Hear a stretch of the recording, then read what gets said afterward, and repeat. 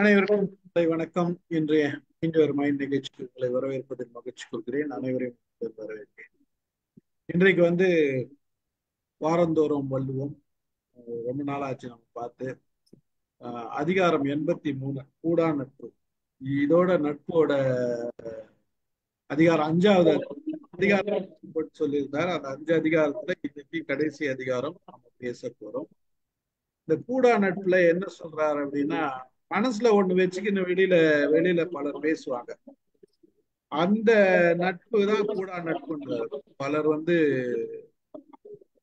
அந்த மாதிரி பேசுவாங்க. அந்த நட்பு கூடா நட்புன்றாரு. அப்புறம் பாத்தீங்கன்னா, நம்ம கும்பிடுற கை உள்ளார கூட கத்தி இருக்கோம்னாங்க. கை மூடி இருக்கிற கத்தி கண்ணீர் வரும்வாங்க. அந்த கண்ணீர் வர இடத்துலயும் இது பகை இருக்கும். அதுலயும் நட்பு ஆஹ் கண்ணீர் வர மாதிரி இருக்கும். நமக்காக அழற மாதிரி இருக்கும். அதுலயும் பார்த்தீங்கன்னா உண்மையான நட்பு இருக்காது. அதாவது மனசுல ஒண்ணு வச்சுக்கிட்டு வெளியில ரொம்ப சிரிச்சு பேசுவாங்க. அவங்களெல்லாம் நம்பாதீங்க அப்படின்ற மாதிரிதான் நிறைய விஷயங்களும் சொல்றாரு. ஒன்னொன்னா பார்ப்போம். நம்ம திருக்குறள்ல முதல் பாடல் 83வது அதிகாரம் கூடாம யார் படிக்கிறது?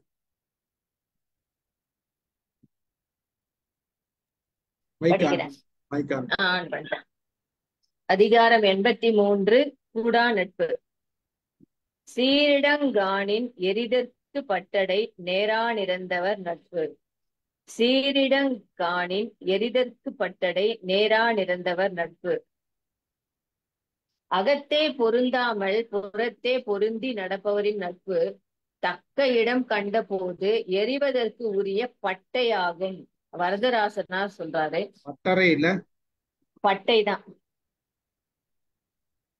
மனதால் நம்மை விரும்பாமல் தமக்கான வாய்ப்பை எதிர்நோக்கி நம்முடன் பழகுபவரின் நட்பானது பொருளை தாங்குவது போல் தோன்றினாலும் பொருளை விட்டு எறிவதற்கு துணை செய்யும் பட்டடை போன்றதாகும் அப்படின்னு சாலமன் பாப்பையா சொல்றாரு. மனதார இல்லாமல் வெளியுலகிற்கு நண்பரை போல் நடிப்பவரின் நட்பானது ஒரு கேடு செய்வதற்கு சரியான சந்தர்ப்பம் கிடைக்கும் போது இரும்பை துண்டாக்க தாங்கு பலகை போல இருக்கும் பட்டடை கல்லுக்கு ஒப்பாகும். கருணாநிதி சொல்றாரு. சொல்ல மாதிரி புரிஞ்சிச்சு. கலைஞர் தான் இது அப்படின்னு சொல்லி. அமுதா மேடம் மைக் ஆன் பண்ணுங்க.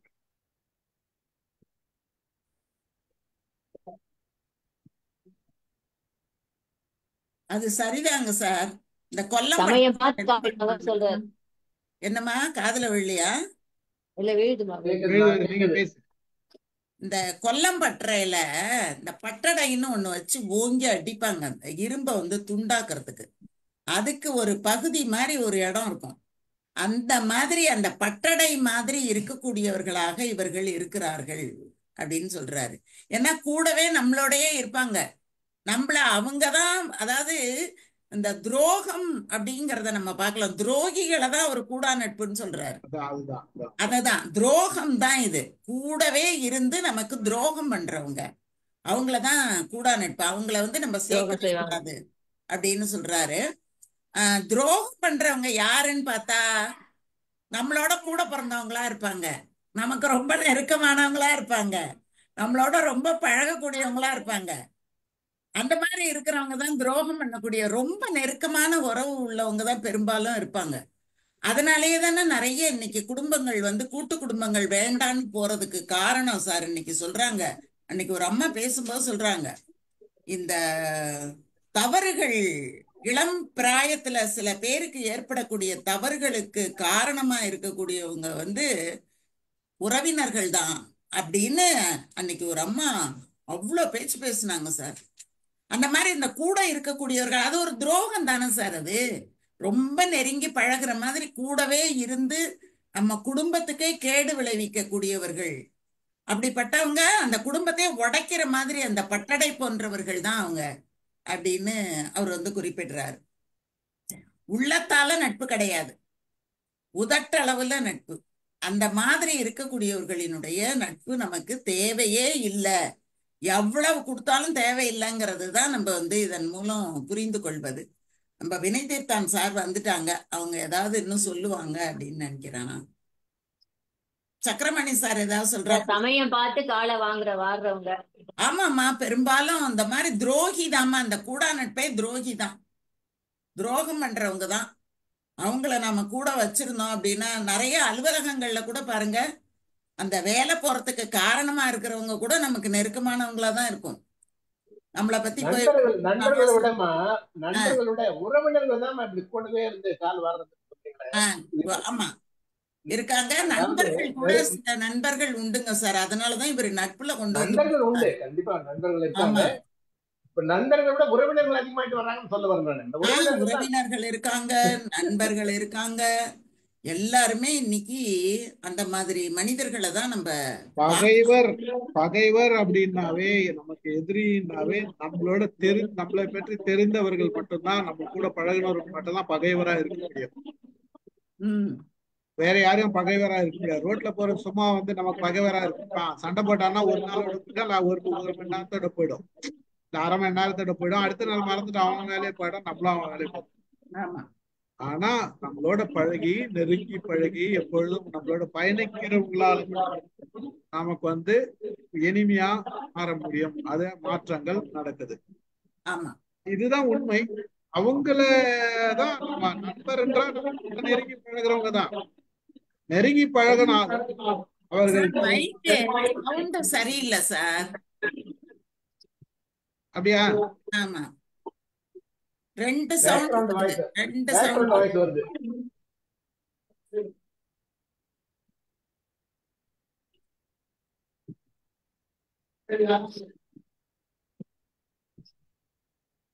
மைக் ஆன் பண்ணுங்க சார். நீங்க யாருன்னா பேசுங்க. இதுல மனக்கூட உரை ரொம்ப சரியா பண்ற மாதிரி எனக்கு தெரியுது. பட்டடையாவது தான் தாங்குவது போல நின்று வெட்டுவார்க்க உதவி செய்வது. இதை காட்டிலும் தாங்குவது போல நின்று வெட்டுவார்க்க உதவி செய்வது. அந்த கொல்லம்பற்றையில காய்ச்சி கொண்டு வந்து அது மேல வச்சுதான் ஓங்கி அடிப்பாங்க. அடிச்சோன்னா அந்த இரும்பு வந்து ரெண்டா போயிடும். ஆனா அதை தாங்கி பிடிக்கிறதுக்கு இது உட்கார்ந்து இருக்கிற மாதிரி அது அவசியமானதாகவும் இருக்கும். அதுதான் வந்து ரெண்டா பழக்கிற வேலையும் பண்ணும். அததான் அந்த இடத்துல பட்டடை அப்படிங்கிற சொல்லால குறிப்பிடுறாரு. இப்ப 2 ஸ்கிரீன் தெரியுது. வாங்க.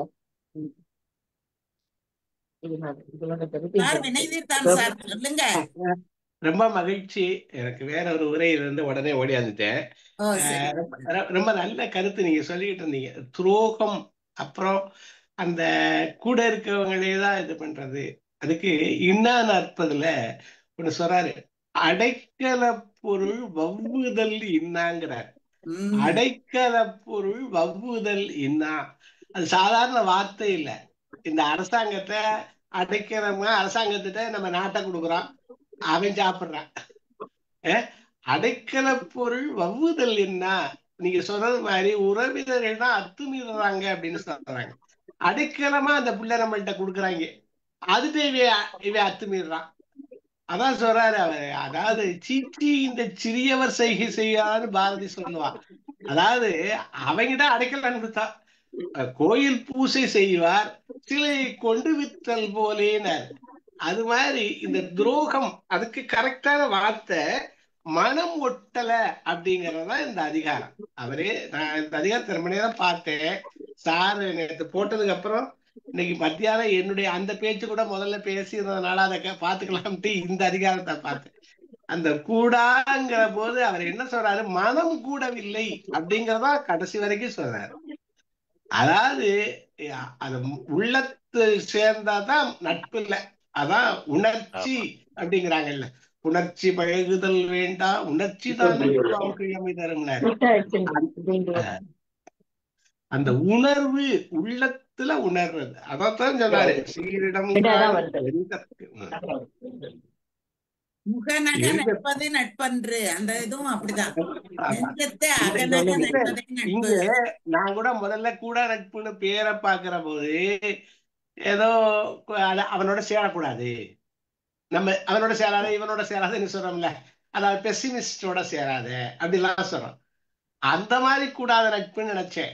ஆனா உரையையும் படிச்சு உள்ள படிக்கிற போத மனம் கூடாத நட்புன்னு இருக்கு.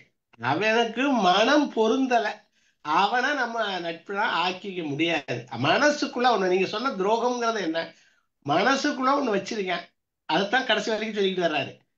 மனசுக்குள்ள அழிக்கணும்னு வச்சிருக்கேன், அதே நம்மகிட்ட அதுக்கு வள்ளுவம் கடைசியில குரல்லாம் ரொம்ப அழகா சொல்லுது. நீரு சிரிச்சிட்டு அதை கொன்று அந்த நட்பே வேண்டாப்பா வெளியில போயிருங்கிறாரு. ஒருத்தர் சிரிச்சுக்கிட்டே வந்தவங்க பண்றான் இல்ல, நீரும் சிரின்னு சொல்லி கொடுக்குறாரு. அதெல்லாம் சாதாரண வார்த்தை இல்ல. அந்த சொன்னது நீரும் சிரிச்சுட்டு அப்புறம் அந்த நட்பை வேண்டாம் அப்படிங்கறத எல்லாம் சாதாரண. இன்னைக்கு சார் பேப்பர்ல குற்ற செயல்கள் அப்படின்னு படிச்சோம்னா அதுல துரோக செயல்கள் தான் நிறைய இருக்கு. அந்த குற்ற செயல்கள் ரொம்ப பார்க்கும்போது மகிழ்ச்சி, நல்லா சொன்னீங்க. அதாவது இந்த பட்டு திருப்பி திருப்பி போய் எல்லா இடத்துல தாங்குதல், அந்த மாதிரி பட்டு, அது பட்டு அடை ஒண்ணு பட்டுச்சுன்னா அதை அடைச்சிருது. அந்த மாதிரி இப்ப நீங்க அதுக்கு முக்கியமா சொல்றது அந்த ஒரு கொல்லன் பட்டறையில ஒரு இது இருக்குல்ல, பல பட்டறை அப்படிலாம் சொல்றோம். பட்டறைனா கழிவுன்னு கூட ஒருத்தர் எழுதுறாரு, கழிவுகளை எல்லாம் நீக்கணுங்கிறது. அது ஒரு பட்டறை மாதிரி தூக்கி வைக்கணும்ல, அந்த மாதிரி. இவர் என்ன சொல்றாரு, தீர்ந்த விடம் அப்படின்னு பரமேஸ்வரன் சொல்றாரு. இவங்க அந்த பட்டடைங்கிறது நீங்க சொல்லிக்கிட்டு இருந்த மாதிரி அந்த உள்ள வச்சு அடிக்கிற போது அதுக்கு வடக்கூட ஒரு உரை ரொம்ப அழகா ஐயா சொன்னாங்க. அது உதவும் செய்யுது.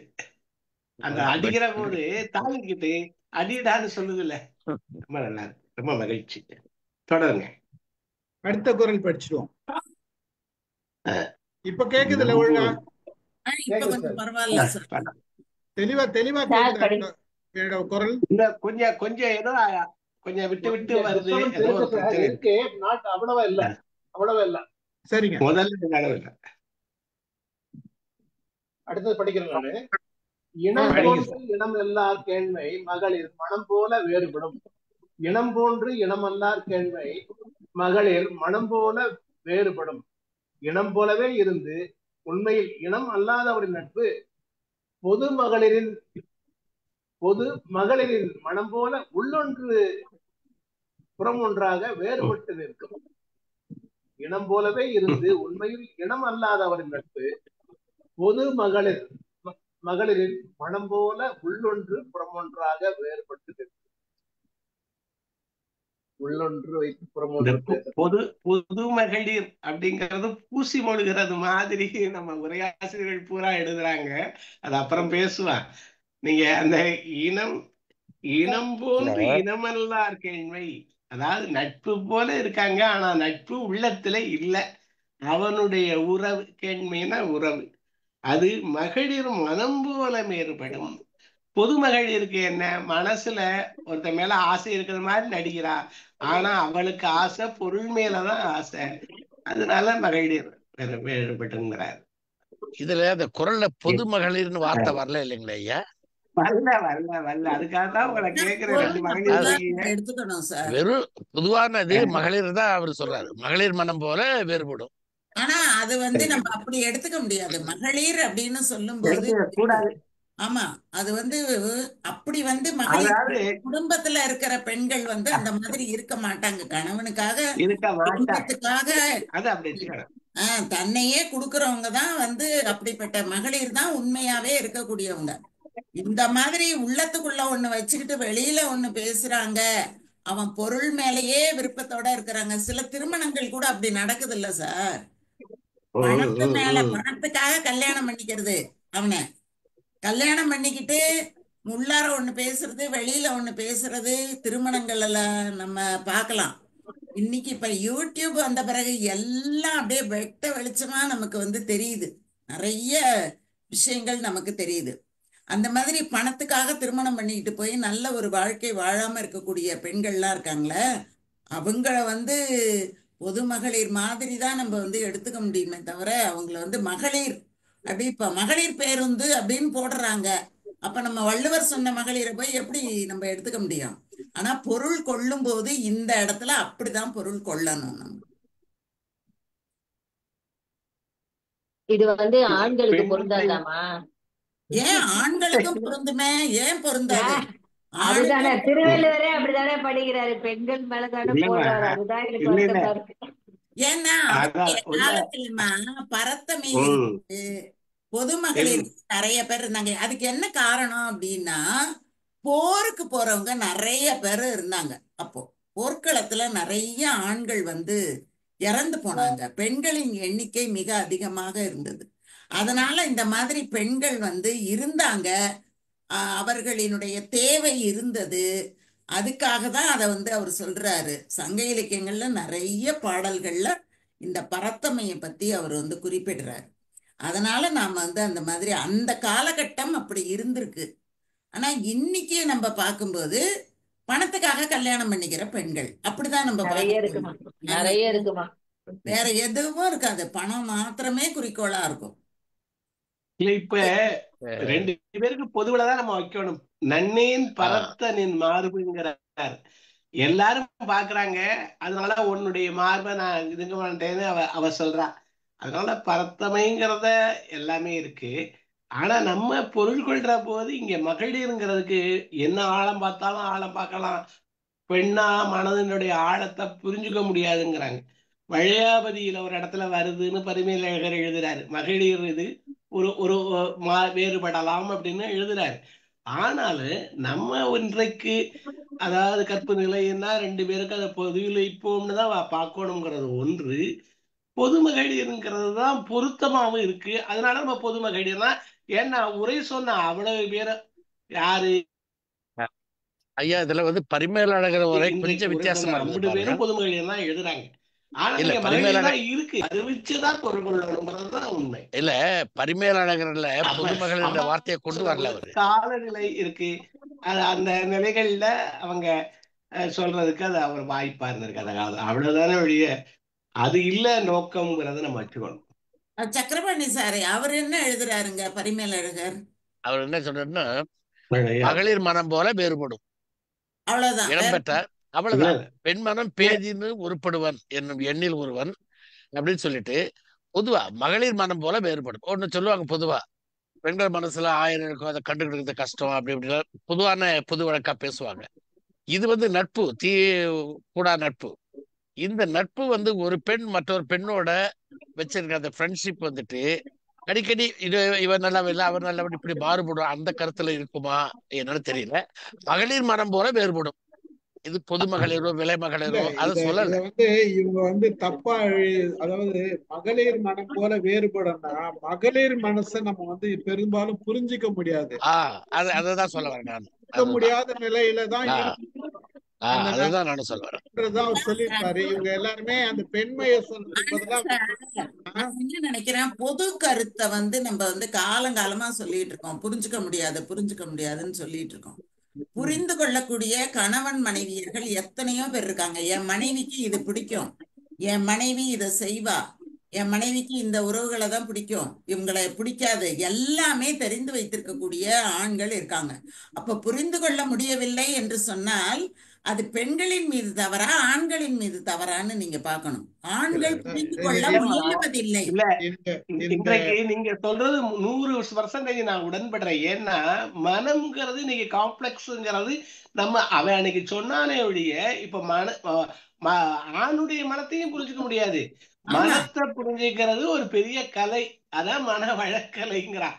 இன்னைக்கு மனம் யாருடைய மனமா இருந்தாலும் சரிதான், ஆண்மை பெண்மை உறுப்புகள்ல இருக்கு, அது மாதிரி தானே ஒழிய இந்த மனம்ங்கிறது பொதுவானது. அதை புரிஞ்சுக்கிறது சாதாரண விஷயம் இல்ல. ஆனா அன்றைக்கு சொல்லியிருக்கான் எவனோ ஒருத்தன் அந்த மாதிரி அந்த பொன்புழ பெண்கள் மனத்தை புரிஞ்சுக்க முடியல, சேலைகட்டை மாதிரி நம்பாதே ஒளி ஆமா. விசில் அடிச்சிருக்காங்க. அதுக்குதான் சார் இப்ப கேக்குறாங்க, சேலை கட்டு மாதிரி நம்பாத, ஜீன்ஸ் போட்டவங்கள நம்பு அதாவது அப்படின்னு. இதுல இவரு சார் இதுல வளையாபதியில சொல்றாரு, பரிமேலழகர் வளையாபதியில சொல்றாரு, பெண்மனம் பேதின்றி ஒருப்படுப்பேமெனது, அது ஒரு பேதமையுடையது. அன்றைக்கு அறிவுலா அதாவது சங்க காலத்துல மகளிர் நிறைய படிச்சிருக்காங்க, நிறைய புலவர்கள் இருந்திருக்காங்க.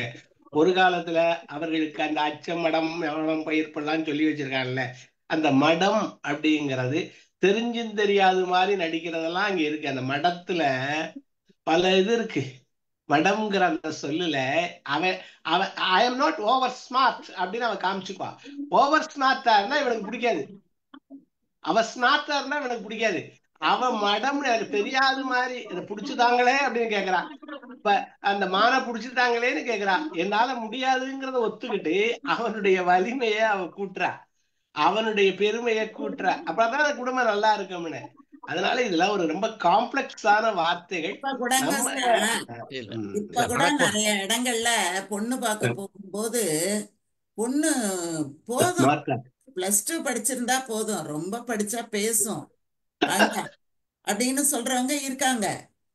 நிறைய சம்பாதிக்குதா, கொஞ்சம் பேசும், கொஞ்சம் பார்த்து பண்ணணும், இதெல்லாம் ரொம்ப பேசுற பொண்ணுங்களா இருக்கும் அப்படின்னு சொல்றவங்க எல்லாம் உண்டு சார். பெண்கள் அறியாமையாவும் ஒண்ணும் தெரியாமலும் இருந்தா ரொம்ப சந்தோஷப்படுவாங்க. இல்ல இங்க கொஞ்சம் இங்க இங்க நீங்க சொல்றது அமுதா மேடம், நீங்க சொல்றது சரியான ஒரு விஷயம் தான். ஆனா அது சொல்றதும் ஒரு பெண்ணுங்க தான். அப்படியா சொல்றீங்க சார்? நான் எல்லாரும் சொல்லி எந்த எந்த கேட்கிறேன். எந்த ஆண்களும் அதை போய் சொல்றது கிடையாது. பெரும்பாலும் இந்த வார்த்தைகளை சொல்றவர்களும் பெண்கள் தான். சார், டாக் ஷோல நீயா நானா ஷோ தொடர்ந்து நம்ம பார்க்கும்போது இந்த மாதிரி சிந்தனைகள் உள்ள பையன்களை நம்ம பார்க்க முடியுது, அத மாதிரி அது அது பொண்ணுங்களை அது பார்க்க குறைவு மேடம், முடியுது. குறைவு மேடம். பெரும்பாலும் பெண்கள் தான் பொண்ணு பார்க்க போற இடத்துல அதிகமா பேசுறதும் பெண்கள் தான். அவங்க அவங்க பொண்ணை பத்தி விசாரிக்கிறதும் பெண்கள் தான். ஆண்கள் ஒரு ஒரு வார்த்தை 2 வார்த்தை விசாரிச்சுட்டு விட்டுருவாங்க. நீங்க எல்லா இடத்துலயும் உங்களுக்கு தெரியும், தெரியாது இல்ல, நான் ஒன்றும் வாக்குவாதத்துக்காக சொல்லல, இது உங்களுக்கே தெரியும். இல்ல அது அவங்க உண்மை. கேக்குறாங்க. ம். இல்ல நான் ஆண்கள் முடிவு பண்றது ஓகேன்னு தான் முடிவு பண்றாங்களுடைய, ஆமா. பெண்கள் தான் ஆய்ந்து ஆய்ந்து பண்றாங்க. அதை கேட்கறது, இதை பேசுறது, இந்த மாதிரி பேசுது, அவன் தான் சும்மா இருக்க மாட்டா, அவன் ஆயாடுவா குள்வா சொல்றதெல்லாம் பெரும்பாலும் இது எல்லாரையும் நான் சொல்றேன், இல்ல எல்லாரையும் குறை தனக்கு சொல்றேன். தனக்கு அடங்கி இருக்கணுங்கிற ஒரு இது பெண் இருக்கிறது அந்த அந்த மனப்பான்மை இதுதான் தான். வேற இதுதான் ஒண்ணுமில்ல, உண்மை. அடங்காப்பிடாரி ஆயிடுவாளோ அதனால அப்படிங்கிற ஒரு அதனால நம்ம ஒரு அதை மனப்பான்மை அடி ஆழத்துல இருக்கதான் இருக்கு. இருக்கு. என்ன போய் இப்படி கேட்டுட்டாளே அப்படின்னு நினைச்சு வருந்துறவங்க எவ்வளவோ பேர் இருக்காங்க. நிறைய பேர் இருக்காங்க மேடம், ஆமா, நான் இல்லைன்னு சொல்லல. ஆமா. ஆனாலும் ரெண்டு விஷயம் மேடம். ஒண்ணு, மாமியார் வந்து பொண்ணை கண்ட்ரோல் பண்ணுவாங்க, இல்லைன்னா மருமக மாமியாரை கண்ட்ரோல் பண்றாங்க. இதுதான் நடக்குது. ஸ்டேஜ் முதல்ல அப்புறம் மாறி வேற ஒண்ணும் பெருசா ஒண்ணும் நடக்கலன்னு வச்சுங்களேன். மாதர் நீங்க தம்மை மாமியார் ஏமாந்த மாமியார் இருந்தா மருமக ஏறி வச்சிருவோம். இதுதான் நடக்குது இன்றைக்கும், அதுதான் நடக்குது. நம்ம இதுல பாவம் ஆண்கள் தான். அது அது தேவையான சப்ஜெக்ட் கிடையாது நமக்கு. அதுதான் சொல்றாரு, மாதர் தம்மை இழிவு செய்யும், அவங்கதான் அவங்களை இழிவு செய்யறாங்க, மடமொழியை கொடுத்துவோம் அப்படின்னு நம்ம மாத்தி சொல்லலாம். கேளுங்க. ஏன்னா நாராயணன் சார் கம்முன்னு இருக்காரு, என்னன்னு கேட்போம் வாங்க. வச்சிருக்காரு இல்ல. ஆனா இதுல நீங்க சொல்லுங்க சார், இந்த குரல் படிச்சுட்டு என்ன அர்த்தம் இருக்குன்னு சொல்லுங்க சார். இது உண்மையா வாதாட வேண்டிய ஒரு குரல் தான். ஆமா சார். எனக்கு மகளிர் பெரியவங்க எல்லாம் பேசிட்டு இருக்கிறதுனால நான் கேட்டுக்கிட்டு இருந்தேன் நானு. அதாவது அவர் என்ன சொல்லி என்ன நினைச்சது எழுதினாருன்னு ஆளாளுக்கு ஒண்ணு சொல்றாங்க. ஆமா. என்ன அதாவது அவர் மகளிரை ஏன் இந்த மாதிரி சொன்னாரு அப்படிங்கிறது ஒரு கேள்விக்குறிதான். எனக்கு உண்மையாவே இது புரியல. ஆக்சுவலா எல்லாரும் ஏன் இதை எழுதுனாங்க அப்படிங்கிறது தெரியல. அவர் ஒரு அதை குறிப்பிட்டு சொல்லல, ஆனா இவங்களா பொதுமகளிர்னு எழுதிக்கினாங்க. அது தவறு, அது தவறு. அங்க ஏதோ ஒரு காரணத்தை வச்சு மகளிர் மன்றத்தை பத்தி தான் சொல்லியிருக்காரு அவரு. ஆனா நம்ம ஆளுங்க உடனே சொல்லக்கூடாதுன்றதுக்காக மாத்தி எழுதியிருக்காங்க. விளக்கம் அது ஏன் அப்படி எழுதினாங்க, எல்லாரும் ஒட்டுக்க எழுதியிருக்காங்க அது மாதிரி. ஆமா. இல்ல தவறு எனக்கு தெரிஞ்சு அடிக்க வருவாங்க தெரியும் அவங்களுக்கு. அவனை அடிக்க வருவாங்க. மனம் வேறுபட்டு நடத்தல் அப்படிங்கிறது பெண்களுக்கு அந்த பொது மகளிரை குறிப்பிடும் போது மனம் வேறுபடுதல்ங்கிற அந்த இடத்துல பயன்படுத்துவாங்க சார். ஆமா, அப்படின்னு சொல்லி அவங்கள அவங்கள பத்தி பேசும்போது, அதாவது நான் என்ன நினைக்கிறேன் அப்படின்னா, மகளிர் மனம் இது மாதிரிலாம் மாறுபடும் அப்படின்னு சொன்னா பொதுவா மகளிரை திட்டின மாதிரி ஆயிரும். பொது மகளிர்னு சொல்லிட்டா பிரச்சனை இல்ல அப்படின்னு சொல்லிட்டாங்க. இல்ல, நீங்க சொல்றது அதுதான் உண்மை. அதுதான் எழுதியிருக்காங்க அவங்க உரை ஆசிரியர்கள்லாம். இது நீங்க சொல்ற கருத்தில் தான் எழுதிட்டாங்க. ஆனா திருவள்ளுவர் கரெக்ட் குறிப்பிட்டு அழகா வெறும் மகளிர் மட்டும் தான் சொல்லியிருக்காரு தவிர அவர் அது அடிஷ்னலா ஒரு வார்த்தையோ ஒரு ஒரு எதையுமே போடலாங்க. அப்போ அது அங்க என்ன பொருளோட பரிமையில வேற எடுக்கல. அவரு மகளிர்ங்கிறத மகளிர போட்டு விட்டுட்டாரு. மணக்குடவரும் அப்படிதான் இருக்காரு. மணக்குடவரும் அப்படிதான் போட்டிருக்காரு. பழைய உரை அப்படிதான் இருக்கு.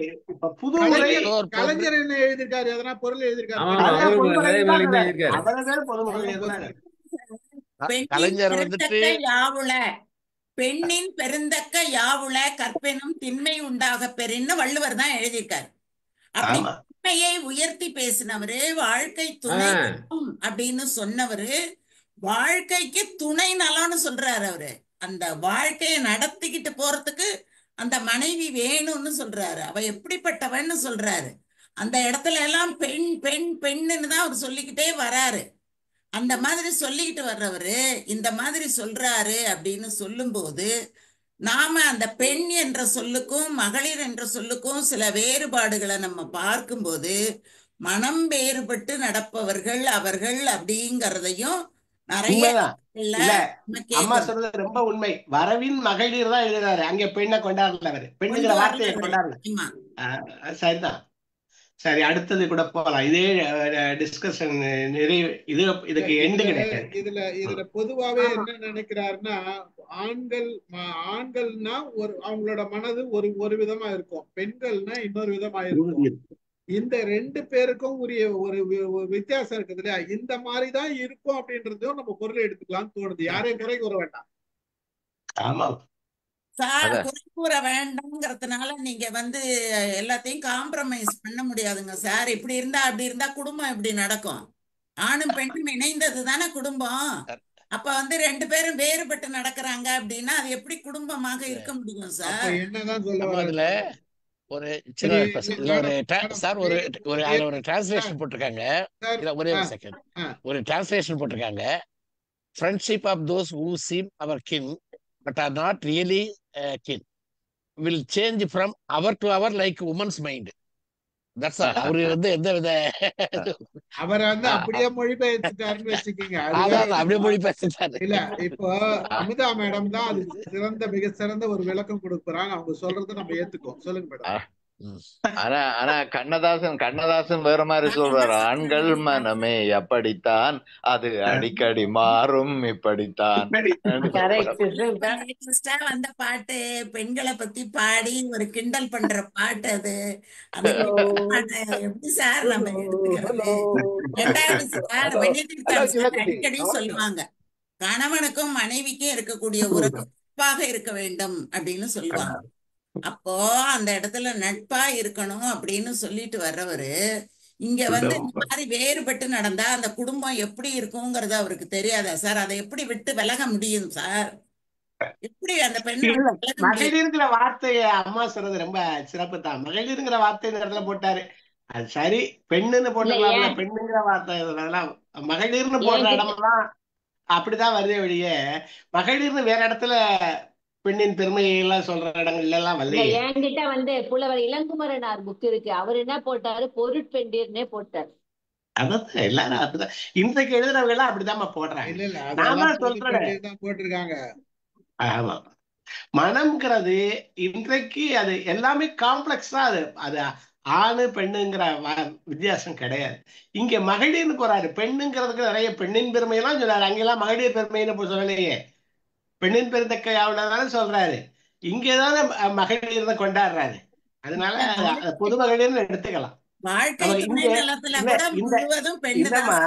இந்த அதிகாரத்தினுடைய தலைப்பே கூடா நட்பு தான். அது மனதினாலே கூடாதவர்கள் அப்படிதான் அது அதே வருது. அது மகளிருங்கிற போது பொது மகளிர் தான் மனதினாலே கூடாதவர்கள், அவர்கள் பொருளினாலே கூடுறவர்கள். அதனால நம்ம அப்படித்தான் தலைப்பு அதிகார தலைப்பையே வச்சுக்கணும், பொருளுடைய அதை எழுத்தையும் வச்சுக்கணும். அடுத்ததுக்கு போலாம். பாருங்க சார்.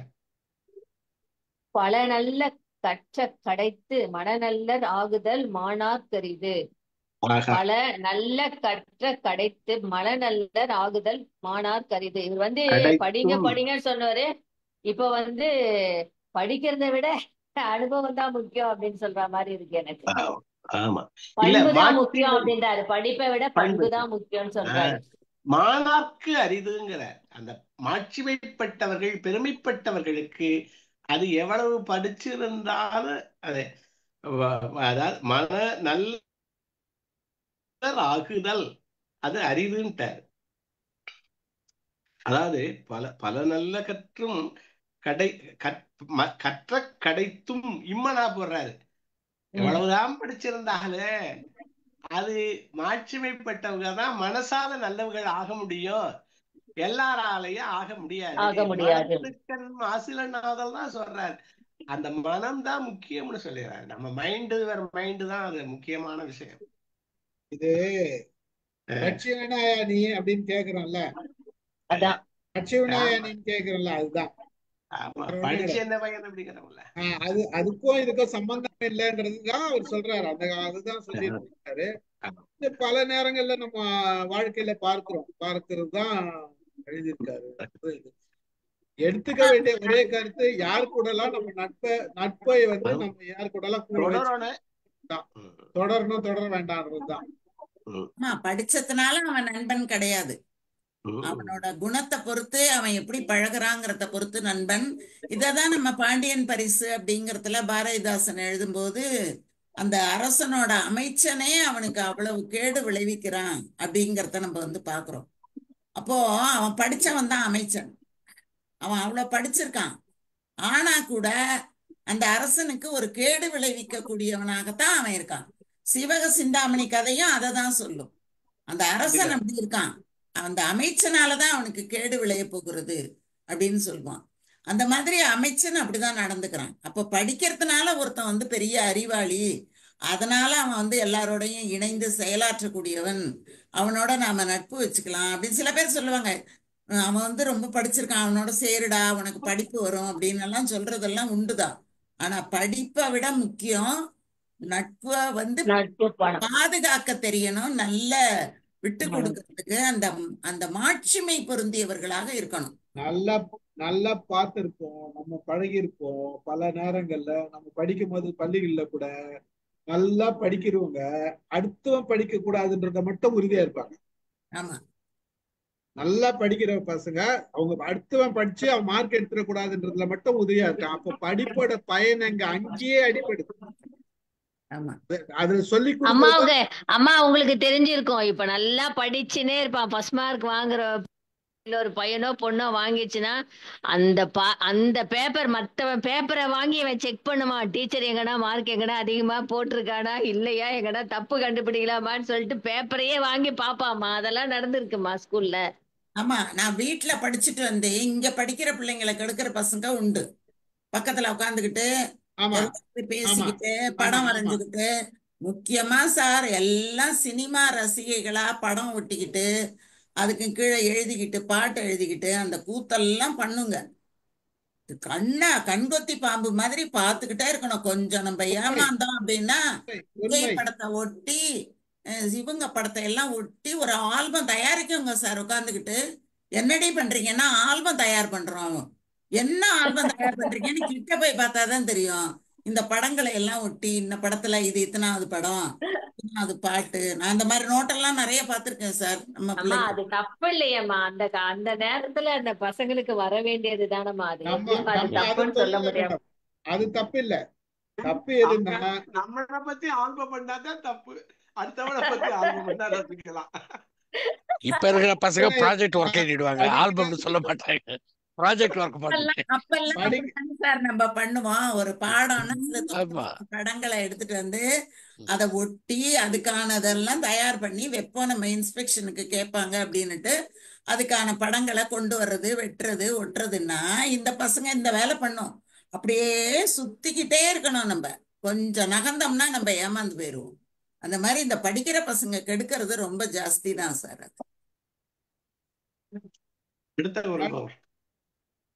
இதுதான் அங்க சொல்ல வர்றது. படிப்புக்கும் அதுக்கும் சம்பந்தமா இல்லாததுதான் அது. அப்போ படிச்சிருந்தாலும் மனசுல நல்ல எண்ணம் இருந்ததுன்னா அது நல்ல நட்பு. படிக்கிறவங்களை பத்தி லைப்ரரியில நிறைய புக் வச்சுக்கிட்டு படிக்கிறவங்க எல்லாம் நல்லவங்க நினைச்சு படிப்போம் நம்ம. சரி, நாராயணமூர்த்தி சார், நீங்க பேசுங்க சார். என்ன நீங்க பேசாமையே மகாத்மா காந்தி மாதிரி உட்கார்ந்துருக்கீங்க. ஏன் மேடம் காந்தி அவமானப்படுத்துறீங்க? ஏன் உங்களை ஏன் பார்த்தா சார்? அப்படிதான் இருக்கு. இல்ல நான் ரவுடி எல்லாம் மன்னன் இப்ப ரவுடி நான் என்ன மன்னன் சொல்லணும்னு போடாம நினைக்கிறேனோ எல்லாம் சொல்லிட்டீங்க. அதை நான் ஆமோதிக்கிறேன். அவ்வளவுதான். எனக்கு வேற கருத்து இருந்தா சொல்லுவேன் நானு. எல்லாம் சாரு சொல்லிட்டீங்க. இதுக்கு சாருக்கு மேல ஒரு சொல்ற ரவுண்டு கண்ணாடி போட்டு பார்த்தோம்னா காந்தி மாதிரி தான் இருப்பாரு. ஆமா ஆமா. அந்த ட்ரெஸ் எல்லாம் நெக்ஸ்ட் போட்டுட்டு ஒரு நல்ல கரெக்டா சார், இருப்பாரு. அடுத்தது படிக்கலாமா? இருக்கா அடுத்த சார்? குரல் அடுத்த குரல் சிவகுமார் சார் படிக்கிறாரு. சிவகுமார் சார் படிக்கிறீங்களா? அது பிஸியா இருக்காருன்னு நினைக்கிறேன். அம்மா இது நீங்க படிங்கம்மா. எனக்கு இந்த படிக்கிறேம்மா. நகான்னு வருதுல்ல, அது முகத்தின் கொஞ்சம் இனிய கஷ்டம். நகா, முகத்தின் இனிய நகா, அகத்தின்னா வஞ்சரை அஞ்சப்படும். முகத்தின் இனிய நகா, அகத்தின்னா வஞ்சரை அஞ்சப்படும். முகத்தால் இனியர் போன்று நடித்து சிரித்து மனத்தால் இனியர் அல்லாத வஞ்சகரை அஞ்சுதல் வேண்டும். பயப்படணும். அது இது எவ்வளவு பெரிய ஒரு உண்மைதான் மேடம். வார்த்தை அது பாருங்க. உண்மைதான் பயப்படணும் அவங்கள பார்த்து. உண்மைதான் உண்மையே. கூடவே கையில கத்தி எடுத்துன்னு வருவான்னு அர்த்தம். நண்பர் மாதிரியே இருப்பா. எந்த நேரம் வேணா குத்துவா. கையில வச்சிருப்பா, பையில வச்சிருப்பா, பாக்கெட்ல வச்சிருப்பா. உறவாடி கெடுக்கிறதுங்கிறது இதான் மேடம். ஆமா சொல்லுவாங்கல்ல, உறவாடி கெடுத்துட்டான் அப்படின்னு. ஆமா. அதுக்கு சரியான இல்ல, குரல் நான் தான். பலரை பார்த்திருக்கேன் மேடம். ஆபீஸ்ல எல்லாம் நிறைய பேரை பார்த்திருக்கேன். நல்லா பேசுவாங்க, நல்லா நம்ம கூட அவ்வளவு அழகா பேசுவாங்க. ஆனா நம்மளை பத்தி அழகா போய் போட்டு கொடுக்குறவங்களும் அவங்க. ஆமா சார். அழகா கடைசியில பார்த்தா இவரா போட்டு கொடுத்தாருன்னா அவர் தான் போட்டு கேட்டவங்க வேற அவங்க பேரை வேற நம்மகிட்ட சொல்லி விடுறாங்க. அது அது வேற சரிதான். கடைசியில பார்த்தா அது உண்மை. போட்டு கொடுக்குறவங்க கிளீனா போட்டு நம்ம கிட்ட போட்டு கொடுத்துருவாங்க அவங்க. அது வேற ஆமா. விஷயம். இது நல்லா பேசுவாங்க நம்ம கிட்ட. சம்பந்தமே இல்லாத மாதிரி பேசிட்டு அழகா போயிட்டு இன்னொரு விஷயம் என்னமா, நல்லா பேசுறானேன்னு சொல்லி நம்ம என்ன பண்ணுவோம், எல்லாத்தையும் சொல்லிடுவேன். வெளுத்ததெல்லாம் பாலுன்னு கொட்டிடுவோம். எல்லாத்தையும் கொட்டிடுவேன். அவ்வளவுதான். இது இது எனக்கு சவுதியில கூட நடந்தது. சிலருடைய பிறவி கொள்ளாது அப்படியே அதை எப்படியே மாற்றவே மாட்டான். அது இந்தியாவுக்கு விட்டு பொருந்துற குரல் இல்லை சார், உலக பொதுமுறை. அதனால அதுதான் சவுதியிலே சொல்றேன், நடக்கும், அமெரிக்காலே நடக்கும். நான் இது அந்த மாதிரி பலர் இருக்காங்கன்றது உண்மை. நான் சவுதியில இருந்து நடந்தது கூட இந்தியன்ஸ் தான். நம்ம ஃபாரினர்ஸ் யாரும் அதை பண்ணலன்னு வச்சுங்க, அது வேற விஷயம். பர்டிகுலரா பண்ணவங்க மலையாளிஸ், கேரளா பீப்புள் தான் பண்ணாங்க. பொறாமைதான். அது அது வந்து அதாவது தீயவை பொறாமைதான். தீயவையத்தால் தீயிரும் அஞ்சப்படும்னாரு. இங்க தீயவரையே அதே தான் சொல்றாரு, அஞ்சப்படும். தீ வந்து சார் தான் சுடும். தீயவர்கள் பார்த்தாலே சுடும் நமக்கு. ஆமா. அதனாலதான் தீயினும் அஞ்சப்படும் அப்படின்னு சொல்றாரு. நெருப்பு கிட்ட போனாதான் சுடும். தீயவர்கள் நம்ம கிட்ட வந்தே சுடுவாங்க நம்மள. இந்த அதிகாரத்துல அவங்க கிட்ட எல்லாம் எப்படி அழகா நீங்க கழட்டிட்டு போனோன்றதே சொல்லிட்டாரு. ஆமா சார் ஜூம்ல பார்த்தா கடைசியில அதைத்தான் சொல்றாரு சார். ஜூம்ல கடைசியில அதைத்தான் சொல்றாரு. நீனும் சிரிச்சிட்டு போங்கிறதான் சொல்றாரு. சிரிச்சுட்டு அவன்கிட்ட ஒட்டாதேங்கிறதான் சொல்ல வர்றாரு. ஜூம்ல பார்த்தா ஜூம்ல பார்த்தாலும் சுடுமான்னு. ஆமா சார். சார் நீங்க வேற நிறைய சுட்டு இருக்கு சார். நமக்கு நிறைய சுட்டு இருக்கு. ஜூம்ல நிறைய சுட்டு இருக்கு. நீங்க வேற உங்களுக்கு தான் அனுபவம் இருக்கு. நம்ம எவ்வளவு அனுபவப்பட்டிருக்கோம் இதுல. அதாவது இதுல நகா அப்படின்னு வருது இல்ல, அது செய்யா எனும் வினைப்பாட்டு அளப்படை இல்ல. இதுல நான் சொல்ல வர்றது செய்யானா செய்துன்னு அர்த்தம், நகானா நகைத்துன்னு அர்த்தம். நம்ம டைரக்டா பொருள் கொள்ளக்கூடாது. இதை நல்லா யோசிச்சுக்கணும். நகாங்கிறத நகைத்துன்னு எடுத்துக்கிறாரு. செய்யா எனும் வாய்ப்பாட்டு வினையச்சம் அப்படிங்கிறாரு. செய்யானா செய்துன்னு அர்த்தம். அந்த பரியா நகும் அப்படின்னா அந்த பரித்து நகம் அந்த மாதிரி அதை கொள்ளணும். அதுக்காக சொல்றேன். நிறைய பேர் நம்மளே படிக்கிறோம். இப்போ நம்ம திருக்குறளை கற்கிற முறை இதைத்தான் சொல்றாங்க. திருக்குறளை முதல்ல நம்மளே படிச்சிடணுமா, நம்மளே ஒரு பொருளை எடுத்துக்கணுமா, அப்புறம் என்ன உரையாசிரியர்கள் சொல்றாங்கன்னு பார்க்கணுமா, பார்த்துட்டு நம்ம நினைச்சது சரியா தவறான்னு நம்ம யோசிச்சுக்கணுமா, அப்புறம் நம்ம தவறுனா திருத்திக்கணுமா, அப்போ உரையாசிரியர்களை வச்சு நம்ம கரெக்ட் பண்ணிக்கணுமா. அதனால அப்ப திருக்குறள் நமக்கு பதியுங்கிறாங்க. அதுக்காக சொல்றேன். நாமளும் ஒரு உரையாசிரியர்கள் போல நான் வந்து வேற மாதிரி சொல்றேன் சார். ஏன் சார் நீங்க சொன்னது வந்து ஒரு பகுதின்னு வச்சுக்கோங்க. வினத்து தான் சார். திருக்குறளை நல்லா படிச்சுக்கணும், அர்த்தத்தை புரிஞ்சுக்கணும், உரையாசிரியர்கள்லாம் சொன்னதையும் உள்வாங்கிடணும். அதையும் மீறி நமக்கு என்ன தெளிவா புரியுதுன்றத ஒத்துக்கணும். அதன் பிரகாரம் நம்ம போனமே தவிர இவங்களை நம்ப அப்படிதான் கூடாது. வரணும். ஒரு ஆமா கன்க்ளூஷனுக்கு வரணும். நம்ம உரையாசிரியர்களை தான் நம்ப வரணும். கூடாது. உரையாசிரியர்கள் வந்து நம்ம ஏன்னா அவங்களுக்கு தகுந்த மாதிரி எழுதியிருக்காங்களா, அதனால நமக்கு என்ன புரியுது, நம்ம அனுபவத்துல என்ன தெரியுது, இதுல இருந்து என்ன இருக்கக்கூடும் அப்படின்றதுதான். அதுக்காக தான் இந்த ரெண்டாவது அதிகாரத்தை ரெண்டாவது குறளை வந்து நம்ம இவ்வளவு நேரம் பேசணும். கரெக்ட். வாங்க அடுத்த குறள் போயிடலாமா? யாரு சார் மனதின் அமையாதவரை மனத்தில் எனைத்தொன்றும் சொல்லினால் தேரற் பாற்று அன்று. மனத்தின் அமையாதவரை எனைத்தொன்றும் சொல்லினால் தேரற் பாற்று அன்று.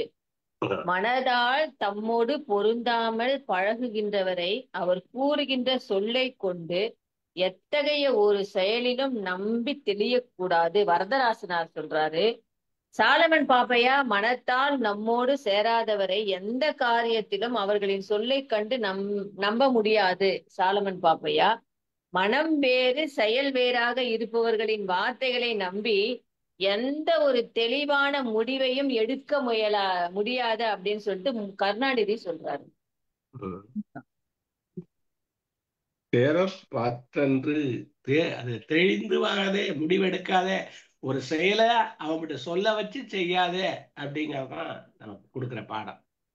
முடிவெடுத்தல்ல மனதில் அமையாதவரை அதைத்தான் நம்ம கண்டுபிடிக்கிறதா ரொம்ப கஷ்டம். ஆனா சிரிச்சுக்கிட்டே இருப்பாங்க சார். அப்புறம் எப்படி சார் நம்மளால கண்டுபிடிக்க முடியும்? சிரிச்சுக்கிட்டே இருப்பாங்க. அதாவது என்னன்னா கண்டுபிடிச்சிடலாம். எப்ப கண்டுபிடிக்கணும்னா நம்மளோட வேற ஒரு சூழ்நிலையில நமக்கு அவங்களோட குணம் காமிச்சிடும். நல்லா போகிற வரைக்கும் பிரச்சனை இருக்காது. நீங்க எங்கேயாச்சும் ஒரு ரிவர்ஸ் நம்ம வேற ஒரு விதமா அவங்களுக்கு சாதகமா இருக்கிற வரைக்கும் அவங்களுக்கு எந்த பிரச்சனையும் இருக்காது. அவங்களை செய்யறது தப்புன்னு நீங்க சொல்லிட்டீங்கன்னு வச்சீங்கன்னா ஒரு நாளைக்கு அப்பதான் வந்து அந்த ஒரிஜினல் வந்து அவங்களோட நீங்க நம்ம சொல்ற விஷயங்கள் வந்து இங்க திருவள்ளுவர் சொல்றதெல்லாம் வெளில வரும். ஆமா அது நம்ம பார்த்துட்டு தானே இருக்கோம். நிறைய பேர்கிட்ட பார்த்துட்டு தானே இருக்கோம். அதனால அந்த மாதிரி இருக்கிறவங்கள நம்பவே கூடாது. கூட இருந்து குழி பறிக்கிறவங்க அவங்க எல்லாம். அல்ல அதனாலதான் என்ன சொல்றாரு, அவங்கள மாதிரியே சிரிச்சிடுங்க, அவங்கள மாதிரியே கொஞ்சம் கொஞ்சமா வெளில வந்துருங்க அழகா சொல்லியிருக்காரு. ஷேக்ஸ்பியர் என்ன சொல்றாருன்னா sir, one can smile and smile and yet be a villain அப்படின்னு ஒரு இடத்துல சொல்லுவார். உண்மைதான் சார். அது சார் அந்த சிரிப்புலயே தெரிஞ்சிடும் சார் இது வந்து ஒரிஜினலா இல்ல வேற எதுனாவா. எத்தனை சிரிப்பு இருக்குது, சிரிப்போட வகை எத்தனை இருக்குது. அந்த என்எஸ்கே சிரிப்பை பத்தி ஒரு பாட்டு ஒண்ணு போட்டிருக்காரு பார்த்தீங்களா சார்? அந்த பாட்டுல எந்தெந்த சிரிப்பு எப்படி எப்படி வரும் அப்படின்னு காட்டுவார். அந்த மாதிரி சிரிக்கிறதுலயே தெரிஞ்சிடும் சார் இதுங்க என்ன நினைச்சு. ஒரு விஷயம் மேடம், நம்மள என்னைக்கு ரொம்ப உயர்த்தி உச்சியில வைக்கிறாங்களோ கொஞ்சம் கேர்ஃபுல்லா இருக்கும். நிச்சயமா சார். என்னைக்கு வேணா தொப்புன்னு தள்ளி விட்டுருவாங்க. அப்படியே நின்ன வேகம் தூக்கி தொப்புன்னு போட்டுருவாங்க கீழே. அதுல எந்த சந்தேகமே கிடையாது. உச்சியில தள்ளாதவங்க பிரச்சனையே இல்லை. அவங்க எல்லாம் வந்து எப்பயுமே நமக்கு தெரியும் இவங்க எதுவும் பண்ண மாட்டாங்கன்றது. ஏன்னா நம்மள தூக்கி வைக்கல, இறக்கவும் போறது இல்ல. இறங்கினாலும் பிரச்சனை இல்லை, அவங்கள பத்தி நம்ம கவலைப்படுறது இல்லை. இல்ல சார், சில செயல்கள் வந்து சிறப்பா செய்யும் போது உயர்த்தி பேசுறதுல தவறு இல்லை. எந்த நேரமும் அத ஒரு வேலையா வச்சுக்கிட்டு பண்ணுவாங்க பாத்தீங்களா, அதுதான் வந்து ஒரு பெரிய கஷ்டம். எந்த நேரமும் உங்களை மாதிரி உலகத்திலேயே ஒருத்தரை பார்த்தது இல்லைன்னு சொல்லும் போது ஏதோ அங்க விவகாரம் இருக்கு அப்படின்னு நம்ம கொஞ்சம் புரிஞ்சுக்கிட்டு என்னதான் சொல்ல வராங்கன்னு தேட வேண்டியதுதான். அந்த மாதிரிதான் பேசுறவங்க பேசுறாங்க அப்படிங்கிறது நமக்கு வந்து தெரியுது. அடுத்து போயிடலாமா? நட்டார் போல் நல்லவை சொல்லினும் ஒட்டார் சொல் ஒல்லை உணரப்படும். நட்டார் போல் நல்லவை சொல்லினும் ஒட்டார் சொல் ஒல்லை போல் உணரப்படும். நம்மிடம் பேசும்போது நமக்கு நண்பரை போலவே நல்ல பேச்சுக்களை சொன்னாலும் நம்மோடு ஒட்டாதவரின் வஞ்சகத்தை விரைவிலேயே அறிந்து விடலாம். இதுதான் வந்து புலியூர் கேசிகன். இதைதான் முன்னாடியே பேசிட்டோம். நம்ம நண்பர் போல் நன்மையானவற்றை சொன்ன போதிலும் பகைமை கொண்டவர் சொல்லும் சொற்களின் உண்மைத்தன்மை விரைவில் உணரப்படும். வரதராசனார் சொல்றாரு. சாலமன் பாப்பையா நண்பர்களைப் போல் நன்மை தருவனவற்றை சொன்னாலும் நம்மோடு மனதால் கூடாதவர்களின் சொற்கள் நன்மை தராதனவே என்று விரைவில் அறிந்து கொள்ளலாம். இதுல சாலமன் அந்த பாப்பையா இம்மன்னா இருக்கு பாத்தீங்களா, சொல்லினும் அப்படிங்கிற ஒரு இம்மன்னா இருக்கு பாத்தீங்களா, அது என்ன சொல்லுதான், சொல்ல மாட்டாங்குதான். சொல்லினும் சொல்வது அரிதான். அவன் சொன்னா கூட அவன் அப்படி சொல்லிட மாட்டானா. அப்படி சொன்னால் கூட அது நன்மை பயக்காது அப்படின்னு நமக்கு தெரிஞ்சதுனால அதை உணர்ந்துகிட்டுருவோம். அந்த சொல்லால நன்மை விளையுமா விளையாதான்னு நமக்கு பொதுவா தெரிஞ்சிரும்ல. அப்ப அந்த சொல்லு நன்மை பயக்காத சொல்லத்தான் அவன் சிரிச்சுக்கிட்டு சொல்றான். அதனால அதை நம்ம நம்ப வேண்டாம் அப்படின்னு நம்ம உடனே புரிஞ்சுக்கிட்டுருவோமா. அது ரொம்ப அதெல்லாம் ஒல்லை உணரப்படும், கொஞ்சம் உடனே கொஞ்ச நேரம் தெரிஞ்சிடும். விரைவில் நமக்கு தெரிஞ்சிரும். ஒல்லையில் விரைவாவே நமக்கு தெரிஞ்சிரும். அது ஆமா, புதுசா சொல்லினும். ஆனா இது வந்து பெரும்பாலும் நம்ம சொல்ல மாட்டான்ட்டாரு.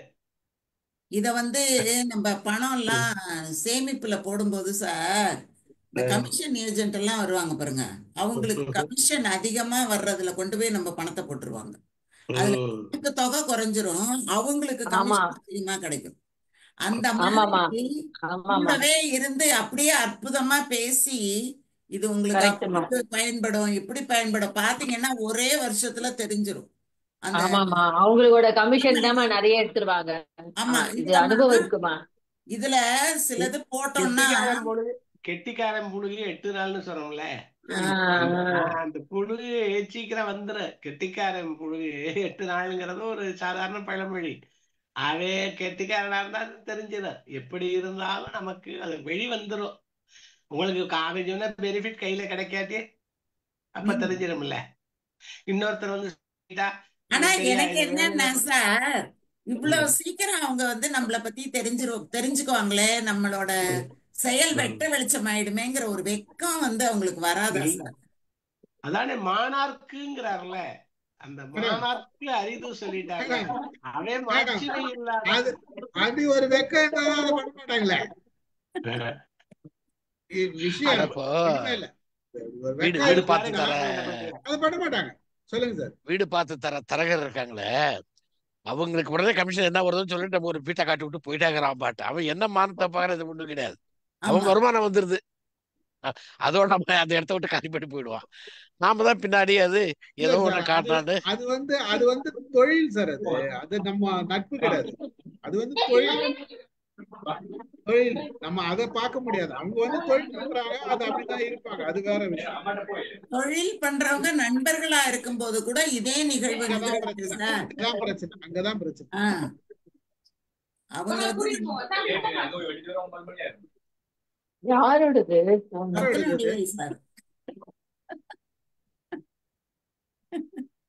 வெளியில போயிட்டாங்க. ஆமா போயிட்டாரு அவரு. அங்க பசங்க பேசிட்டு. ஆமா அவர் அதை கேட்க விடாம அந்த பிள்ளைங்க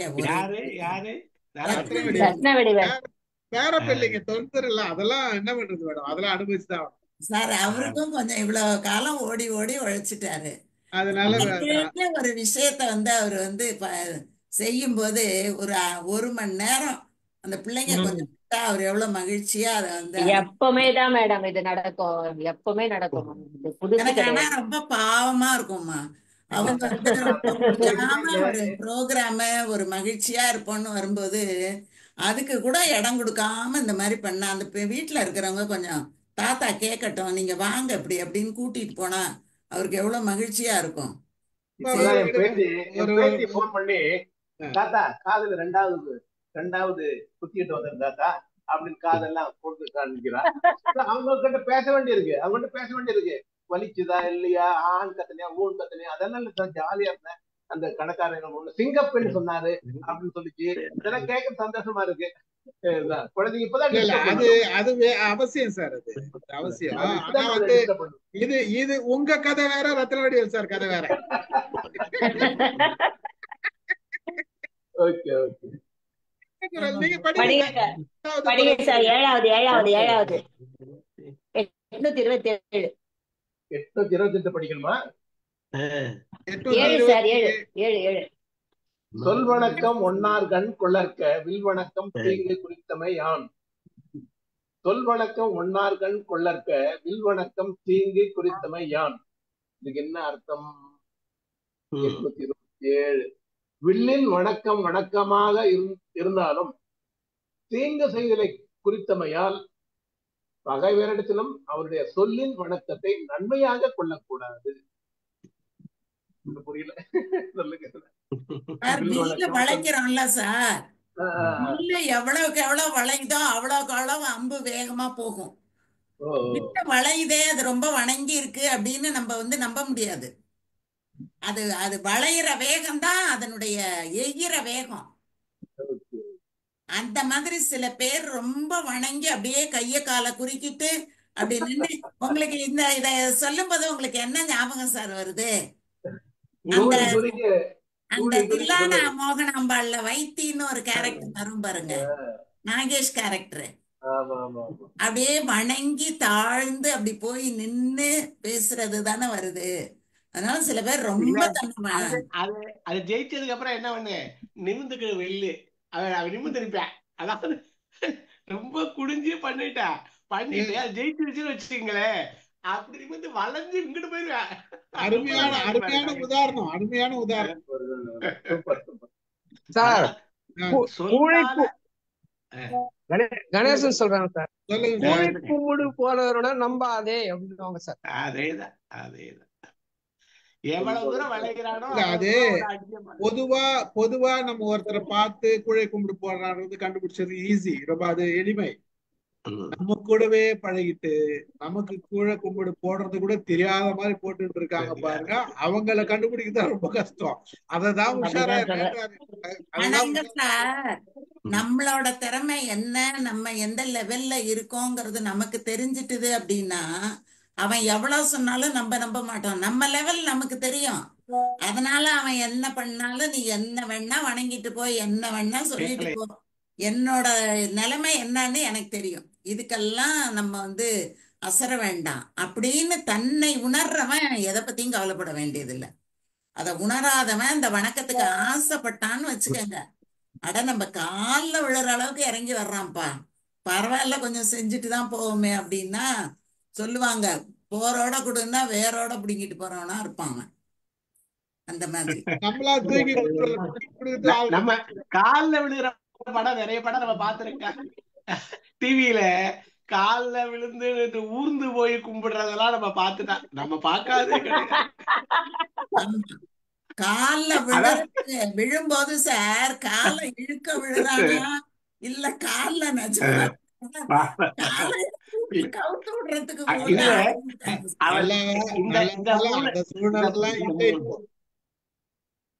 இல்ல சார் சொல்றேன் சார்.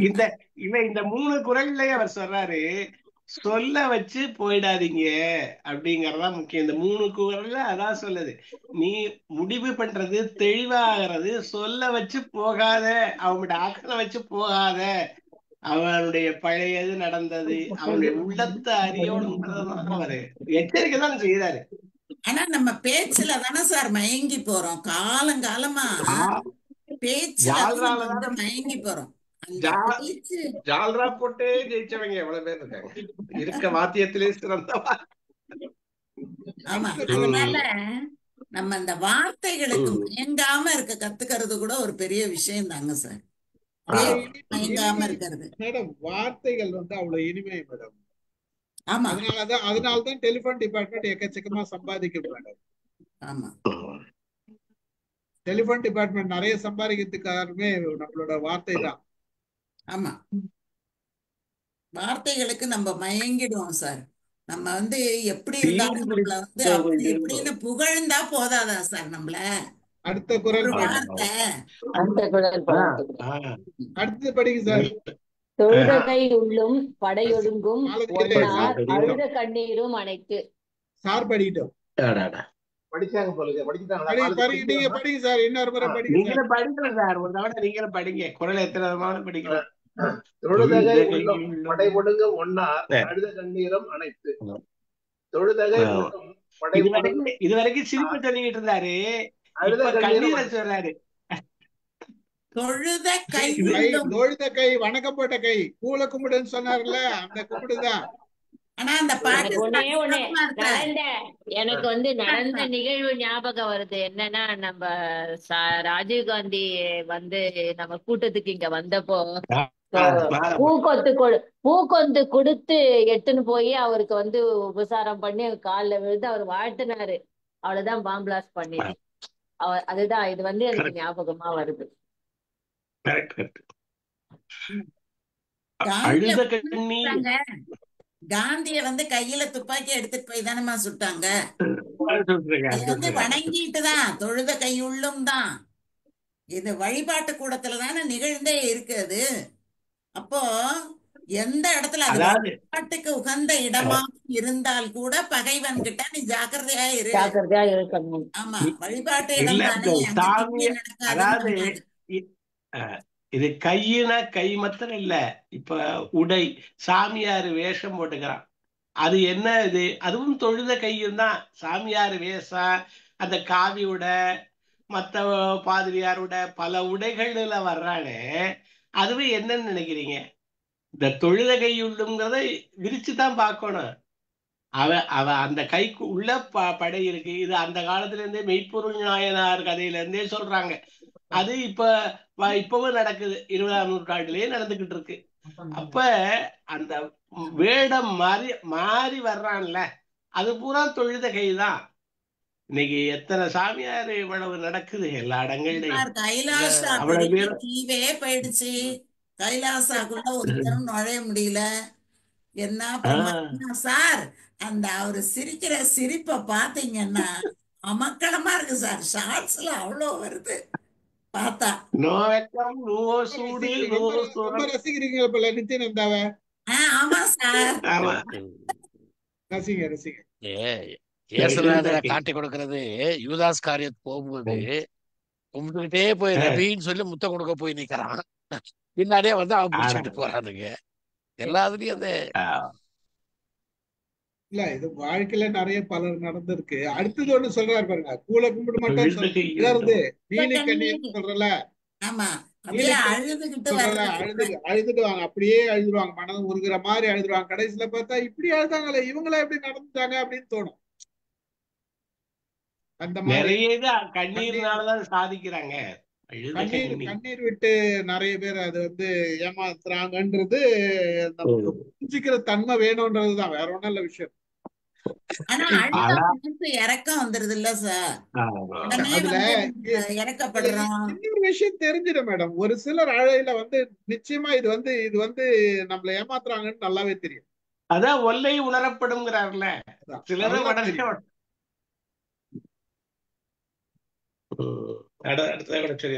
அடுத்த குரல் படிச்சிருங்க சார். மிக செய்து தம் எள்ளுவாரை நகச் செய்து நட்பினுள் சாப்புள்ளல் பற்று. மிக செய்து தம் எள்ளுவாரை நகச் செய்து நட்பினுள் சாப்புள்ளல் பாற்று. சாப்புள்ளல் பாற்று. அதாவது சாப்புள்ளல் பாற்று அப்படின்னா சாகுற மாதிரி அணைச்சுக்கலாங்கிறது. என்ன சாகிறது? அந்த நட்பு சாகிறது. அந்த நட்பு தேவையில்லாதது. அந்த நட்புல இருந்து நீங்கணுங்கிறதான் சொல்றாரு.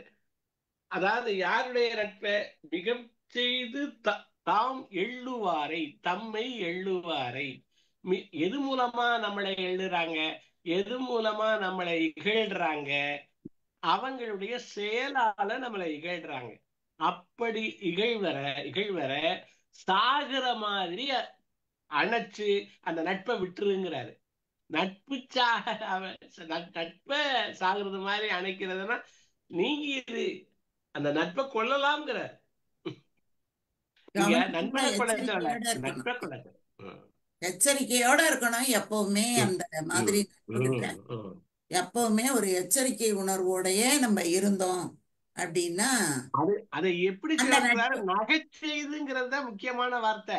அவங்கிட்ட போய் நீ சண்டை போட வேண்டாம், அவன் நம்மளே இகழ்றான், அவனோட போய் சண்டை போட வேண்டாம், நீங்க நகைச்சுக்கிட்டே அவன்கிட்ட இருந்து நீங்க இருங்கிறார்.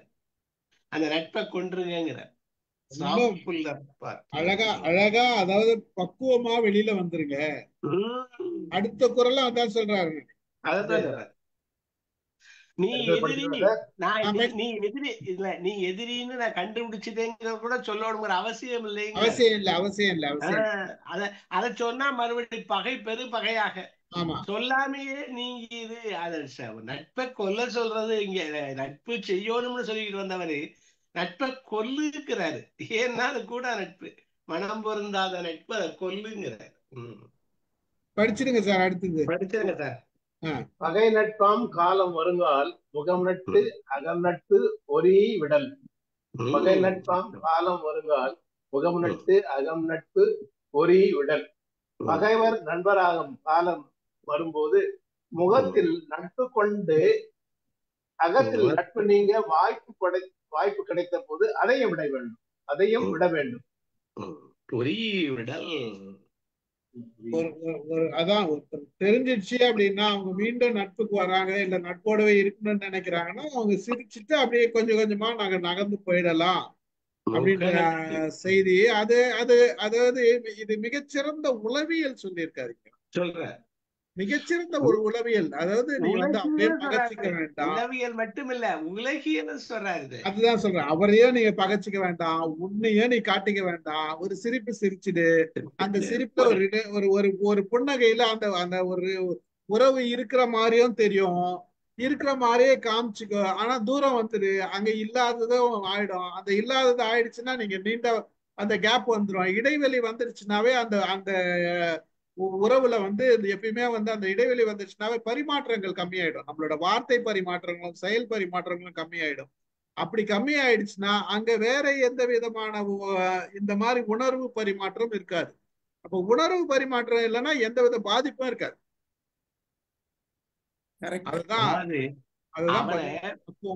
பகைன்னு வெளிப்படுத்தாமல் நீங்கிறதான் சொல்றாரு பரிமேலழகர் சொல்றது. இந்த நீ பகைன்னு வெளிப்படுத்திட்டோம்னு வச்சுக்கங்க, நீ தெரிஞ்சிருச்சு அப்படின்னா அவன் நேரையே மோதிடுவேன். இன்னும் கொஞ்சம் ஒரு பகை அதிகமாக்கு எண்ணெய் ஊத்துன மாதிரி ஆயிடும். அதனால நீ பகைன்னு நம்மளை வெளிப்படுத்துற நிலையிலேயே நம்ம இல்லைங்கிறாரு. அதாவது நமக்கு we are not offered to show that you are our enemy அப்படிங்கிற ஒரு நிலைமையிலேயே நம்ம இருக்கோம். ஏன்னா அவனை நம்மளால வெல்ல முடியாது, அவன் ஒரு பெரிய இடத்துல இருக்கான். அப்ப நீ பகைங்கிறத நீ வெளிக்காட்டவே காட்டிக்காத. ஆனா இது உள்ளத்துல உணர்றதுதான் நீங்க சொன்னது மாதிரி உளவியல் தான் முதல் குரல்ல இருந்தே சொல்றாரு. மனதால் வேறுபடுதல் உள்ளத்தால் வேறுபடுதல் தான் சொல்றாரு. பெரிய பெரிய அரசியல்வாதிகள் அப்படியே கட்டி தழுவுறாங்க, அடுத்த நிமிஷம் அவங்கள அப்படியே கவுத்து விட்டுட்டு போயிடுறாங்க. இதெல்லாம் நம்ம பார்க்கிறோம். அரசியலுக்கு ரொம்ப பொருந்தும். கணேசன் சொல்லுங்க சார். இந்த சிவகாமியின் சபதம் புக்ல படிச்சேன் நானு. அப்ப மகேந்திரவர்மர் என்ன பண்ணுவாரு, புலிகேசி வந்து வர முடியாம கோட்டைக்குள்ள வரவங்க தடுத்து நிறுத்துவாரு. ஆனா ஒரு காலத்துல வந்து புலிகேசி பயந்து இந்த கோட்டையை தகர்க்க முடியாதுன்னு சொல்லிட்டு போயிடுவான். அதுக்கப்புறமா வந்து நான் வந்து நட்பு நாடி வருவான். வந்த உடனே கூட்டு உபசரிப்பாங்க. உபசரிச்சு எல்லாம் பண்ணிட்டு லாஸ்ட்ல கிளம்பி போகும்போது, நீ இந்த கோட்டையை பார்த்து பயந்து இந்த கோட்டை ஒண்ணுமே கிடையாது, இங்க வந்து 1,00,000 இவன் கூட இல்ல, மண் கோட்டை அப்படின்னு சொல்லிடுவாரு. உடனே வெளியே போயிட்டு புலிகேசி திரும்பி வந்து அடிச்சு மகேந்திரவர்மனே கொலை பண்றாரு. அது ஒரு உதாரணமா அதை எடுத்துக்கலாம் நினைக்கிறேன். ஆமா சார், இப்ப வேள்பாரியில கூட அந்த நிகழ்வு தானே சார் நடக்குது. உள்ள வந்து எப்படி அதை பண்றாங்கன்னு பார்த்து எவ்வளவு பண்றாங்க சார். அப்படித்தானே அந்த காலங்கள்ல மன்னர்களை கவுத்ததே இப்படிதானே. இப்ப பொன்னியின் செல்வன்ல கூட என்ன நடக்குது, அப்படித்தானே உள்ள நுழையிறாங்க. அந்த காலங்காலமா அது அரசியல்ல அப்படிதான் சார் இருந்துகிட்டே இருக்குது. அரசியல் அப்படின்னாலே கூடா நட்பு தான், வேற ஒண்ணுமே கிடையாது. நம்ம பாக்குறோம்ல, தலைவர்கள் தான் அப்படியே ஆற தழுவிக்கிறாங்க ஒருத்தரோட ஒருத்தர். அந்த பிரஸ் மீட் வச்ச உடனே சும்மா டமால் டமால் விட்டுக்கிட்டுறாங்க. அருமை அருமை அருமை அருமை. நல்ல ஒரு, அதாவது 5 அதிகாரத்திலையும் நம்ம நட்பை பத்தி பேசியிருக்கிறோம். பலவிதமான உறவு முறைகள், அந்த அந்த நுணுக்கங்கள் நல்லா சொல்லியிருக்கிற 5த்துலயும்.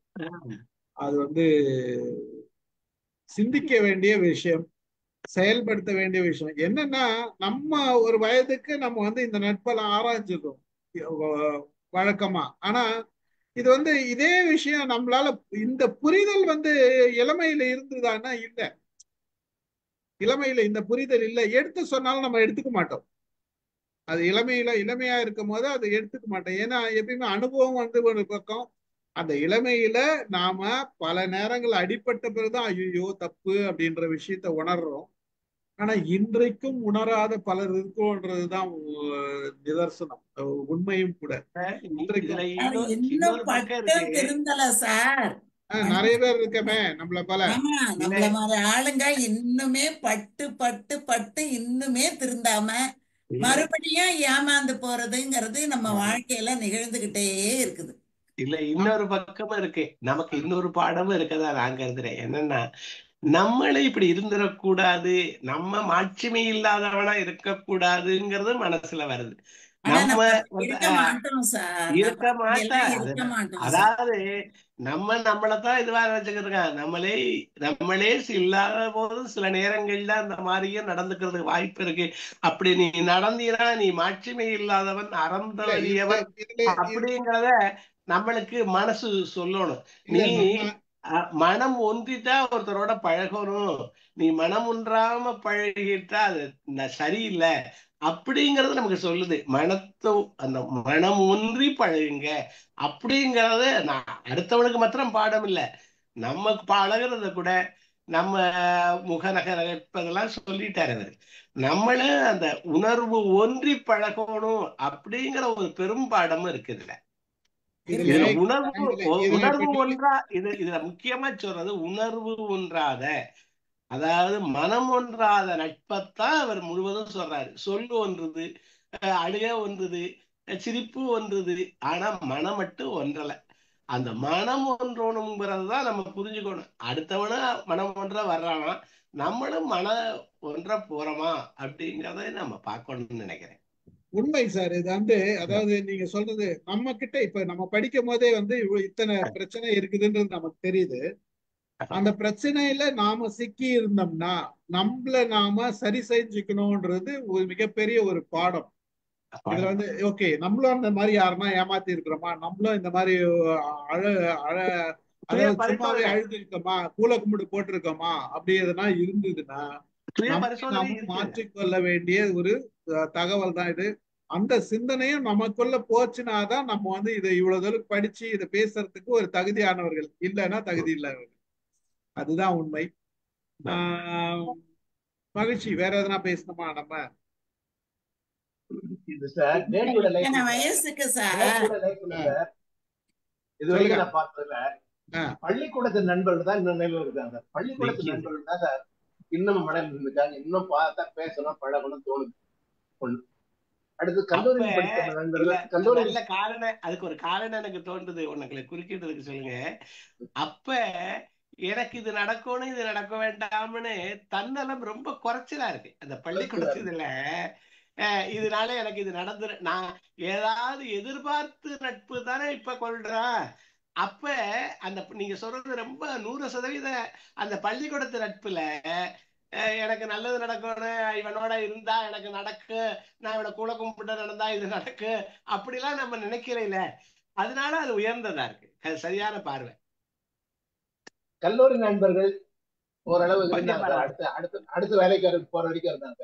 ஆனா பணியில இருந்த நண்பர்கள்ல சார் 300 பேர் 1000 பேர் இருந்த ஆபீஸ்ல ஒரு 10 பேரோட தான் குடும்பத்தோட சேர்ந்து நட்பை வச்சிருக்கேன். மற்றவர்கள் அதோட மதம். அந்த 10 நண்பர்கள்லயே இப்ப நான் பல பேர் எழுதுட்டு 2 பேர் 3 பேரோட தான் இருக்கும். இந்த வயதாக நட்பு வருது.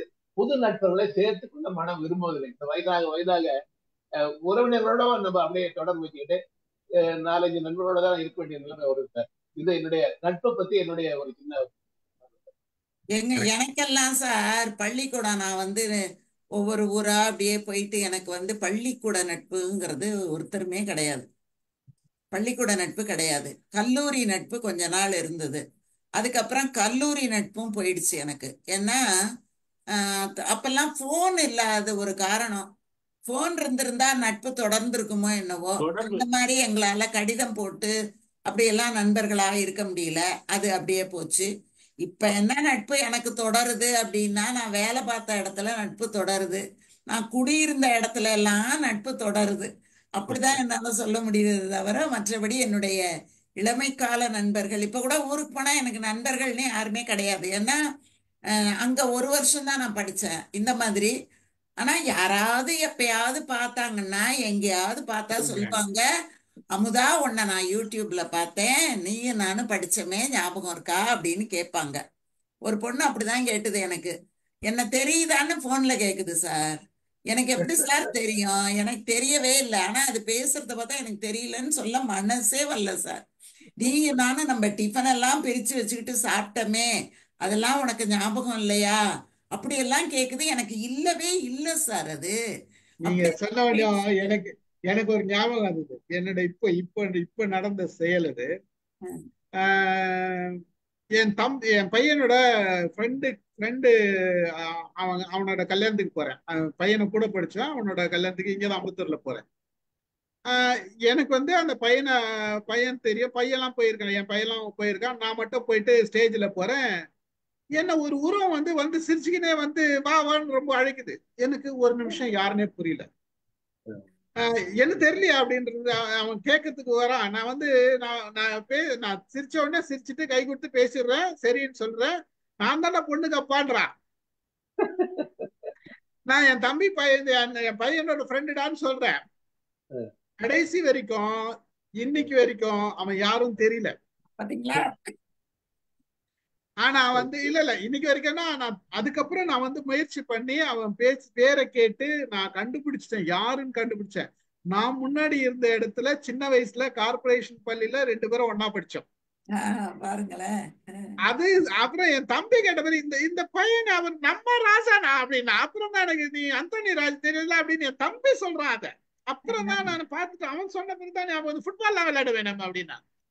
அப்பதான் தோணுச்சு, அடட எவ்வளோ க்ளோஸ் ஃப்ரெண்டு நம்ம போய் சொல்லாத. அவன் நல்லா கண்டுபிடிச்சிட்டான். எனக்கு சுத்தமா ஞாபகம் இல்லை. ரொம்ப சங்கடமாச்சு. இன்னைக்கும் அது சொல்லு நினைச்சா கஷ்டமா இருந்தது. என்ன பண்ணுது, சில நேரங்கள்ல பள்ளி தோழர்கள் தொடர்புல இருக்கிறாங்க நிறைய பேர் என்கிட்ட. ஆனா கல்லூரியில படிச்ச தோழர்கள் ஒருத்தர் கூட தொடர்புல இல்லை என்கிட்ட. ஒருத்தர் கூட. நானும் யாருக்கிட்ட தொடர்புல இருக்கணும்னு நினைக்கிறேன். ஆனா அது தொடர்பே கிடைக்கல. அது என்னன்னா சார், அந்த பொண்ணு வந்து ஒரு இடத்துக்கு மாவு அரைக்க போயிருக்கு, மாவு மில்லுக்கு.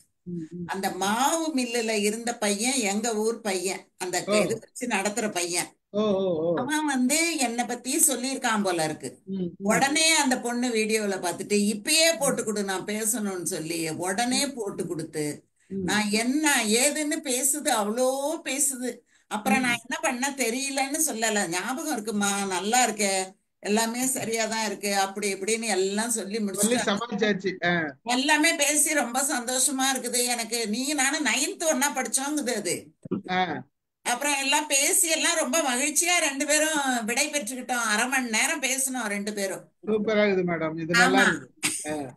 அதுக்கப்புறம் அந்த பையனை கேக்குறான், ஏன்பா அந்த பாரு நீ பாட்டுக்கு டக்குன்னு போட்டு கொடுத்துட்டியா, அந்த பொண்ணோட பேர் என்ன அப்படின்னா, நீங்க 2 பேரும் தெரியும் தெரியும்னு பேசிக்கிட்டீங்க, பேர் தெரியாமையா பேசிக்கிட்டீங்கன்னு கேக்குறான் அவன்.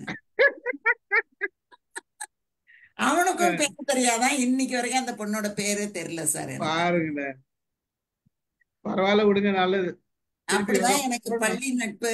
எனக்கு வந்து போன் நம்பர் வாங்கியிருக்காங்கல்ல, வருவாங்க சார். அத கூட வாங்கல சார். அங்கேயே பேசிவிட்டு அவனும் நம்பர் வாங்காம விட்டுட்டான். அவன் போன்ல தான் போட்டு கொடுத்துட்டான். அவன் போட்டு கொடுத்துட்டு என் நம்பரும் அந்த பொண்ணுக்கு போல. மாவரைக்கிற இடம் தானே இன்னொரு வரை வருவாங்க. அந்த மாதிரி தான் எனக்கு அருமை. நல்ல ஒரு கலந்துரையாடல். பார்ப்போம். திங்கட்கிழமை நம்ம பட்டிமன்றம். இன்னும் தலைப்பு தான் செலக்ட் பண்ணல. பார்ப்போம். நான் பேசுறேன். சரிங்க சார். நன்றி மேடம். நன்றி. ரொம்ப ரொம்ப நன்றிங்க சார். ரொம்ப வினோதிதா சார் இருக்கீங்களா? நிகழ்ச்சியை நிறைவு செய்கிறேன். வினோதிதா சார் இருக்கீங்களா?